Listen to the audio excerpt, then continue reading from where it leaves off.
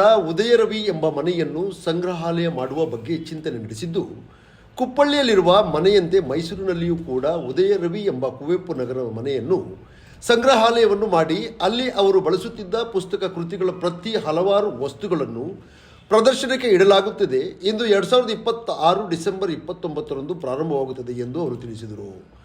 ವಿಶ್ರಾಂತ ಕುಲಪತಿಗಳು ಮತ್ತು ಕುವೆಂಪುರವರ ಅಳಿಮಯ್ಯ ಡಾಕ್ಟರ್ ಚಿದಾನಂದ ಗೌಡ ತಿಳಿಸಿದರು. ಕೊಡಗು ವಿಶ್ವವಿದ್ಯಾಲಯದ ಜ್ಞಾನಕಾವೇರಿ ಆವರಣದಲ್ಲಿ ಹಾರಂಗಿ ಸಭಾಂಗಣದಲ್ಲಿ ಕನ್ನಡ ಸಿರಿ ಸ್ನೇಹ ಬಳಗ ಹಾಗೂ ನಾಡಪ್ರಭು ಪತ್ತಿನ ಸಹಕಾರ ಸಂಘ ಕುಶಲನಗರ ಇವರ ಸಂಯುಕ್ತ ಆಶ್ರಯದಲ್ಲಿ ಜರುಗಿದ ವಿಶ್ವ ಮಾನವ ಕುವೆಂಪುರವರ ಜನೋತ್ಸವ ಮತ್ತು ಸಮಗ್ರ ಸಾಹಿತ್ಯದ ಕುರಿತು ಒಂದು ದಿನದ ರಾಷ್ಟ್ರೀಯ ಸಮ್ಮೇಳನ ಹಾಗೂ ರಸಪ್ರಶ್ನೆ ಕಾರ್ಯಕ್ರಮದ ಸಮಾರಂಭದಲ್ಲಿ ಮಾತನಾಡಿದರು. ಕುವೆಂಪು ಅವರ ವಿಶ್ವಮಾನವ ಸಂದೇಶವನ್ನು ಪಂಪ ಹೇಳಿದಂತೆ ಮಾನವ ಕುಲಂ ತಾನೊಂದೇ ಒಲವಂ ಎಂಬ ತತ್ವದ ಅಡಿಯಲ್ಲಿ ಜಾತಿ ಧರ್ಮ ಭಾಷೆಗಳ ಬೇಲಿಯನ್ನು ಕಳಚಿ ಪ್ರತಿಯೊಬ್ಬರು ಮನುಷ್ಯನ ಸಂಕುಚಿತ ಮನೋಭಾವದಿಂದ ಹೊರಬರಬೇಕು. ಮಂತ್ರ ಮಾಂಗಲ್ಯ ಪರಿಕಲ್ಪನೆಯು ಕುವೆಂಪುರವರ ಹಿಂದೂ ವಿವಾಹಕ್ಕೆ ನೀಡಿದ ಸರಳ ವಿವಾಹ ಪದ್ಧತಿಯಾಗಿದೆ.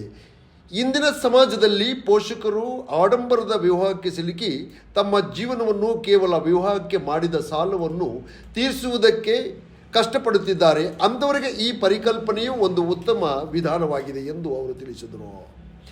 ಶ್ರೀರಾಮಾಯಣ ದರ್ಶನಂ ಆಧುನಿಕ ಕಾಲದಲ್ಲಿನ ಮಹಾಕಾವ್ಯ ವೈಶಿಷ್ಟ್ಯದ ಮೂಲಕ ರಾಮಾಯಣಕ್ಕಿಂತ ವಿಭಿನ್ನ ಮತ್ತು ವಿಶೇಷವಾಗಿದೆ. ರಾಮನ ಆದರ್ಶಗಳು ಎದ್ದು ಕಾಣುತ್ತದೆ, ಹಲವಾರು ವಿಶೇಷತೆಯನ್ನು ಎತ್ತಿ ಹಿಡಿದಿದೆ.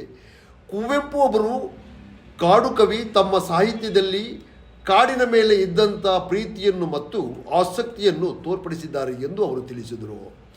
ಇದೇ ಸಂದರ್ಭದಲ್ಲಿ ಕಾರ್ಯಕ್ರಮದ ಅಧ್ಯಕ್ಷತೆಯನ್ನು ವಹಿಸಿದ್ದ ಕೊಡಗು ವಿಶ್ವವಿದ್ಯಾನಿಲಯದ ಕುಲಪತಿಗಳಾಗಿರತಕ್ಕಂತಹ ಪ್ರೊಫೆಸರ್ ಅಶೋಕ ಸಂಗಪ್ಪ ಆಲೂರು ಅವರು ಕುವೆಂಪು ಅವರ ಕಾವ್ಯದಲ್ಲಿ ವಿಶ್ವಮಾನವವಾದ ಆತ್ಮಶೋಧ, ಮನಸ್ಸಿನ ಅಂತರಂಗ, ಪ್ರಕೃತಿ, ಮಾನವ ದೇವತೆಗಳ ಆಂತರಿಕ ಸಂಬಂಧದ ಸೂಕ್ಷ್ಮತೆ ಭಾರತೀಯ ದಾರ್ಶನಿಕ ಪರಂಪರೆಯ ಸಂಧಾನಕ್ಕೆ ಅನುವು ಮಾಡಿಕೊಟ್ಟಿರುವುದನ್ನು ಕಾಣಬಹುದು ಎಂದರು.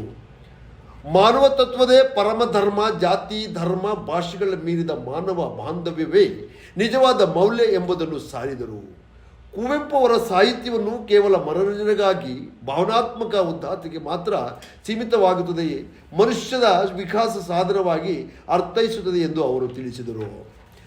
ಹಾಗೆ ಕಾರ್ಯಕ್ರಮದಲ್ಲಿ ಕೊಡಗು ವಿಶ್ವವಿದ್ಯಾಲಯದ ಕುಲ ಸಚಿವರಾಗಿರತಕ್ಕಂಥ ಡಾಕ್ಟರ್ ಸುರೇಶ್ ಎಂ, ಕನ್ನಡ ಸಿರಿ ಸ್ನೇಹ ಬಳಗದ ಅಧ್ಯಕ್ಷರಾದ ಲೋಕೇಶ್ ಸಾಗರ್ ಮಾತನಾಡಿದರು.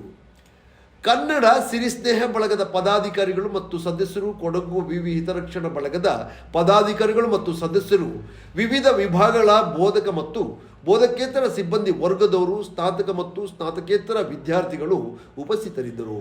ಕಾರ್ಯಕ್ರಮವನ್ನು ನಾಗೇಶ್ ನಿರೂಪಿಸಿದರು. ರಸಪ್ರಶ್ನೆ ಕಾರ್ಯಕ್ರಮದ ಬಹುಮಾನ ವಿತರಣೆ ಮಾಡಿದರು. ಮೊದಲ ಸ್ಥಾನದ ಅನಿಕೇತನ ತಂಡವು 9,000 ನಗದು ಬಹುಮಾನ ಪಡೆದುಕೊಂಡಿತ್ತು. ದ್ವಿತೀಯ ಸ್ಥಾನದಲ್ಲಿ ಕೊಳಲು ತಂಡ 6,000 ನಗದು ಬಹುಮಾನ ಪಡೆದರೆ, ತೃತೀಯ ಸ್ಥಾನವನ್ನು ಅಗ್ನಿಹಂಸ ತಂಡ 3,000 ನಗದು ಬಹುಮಾನ ಪಡೆದುಕೊಂಡರು.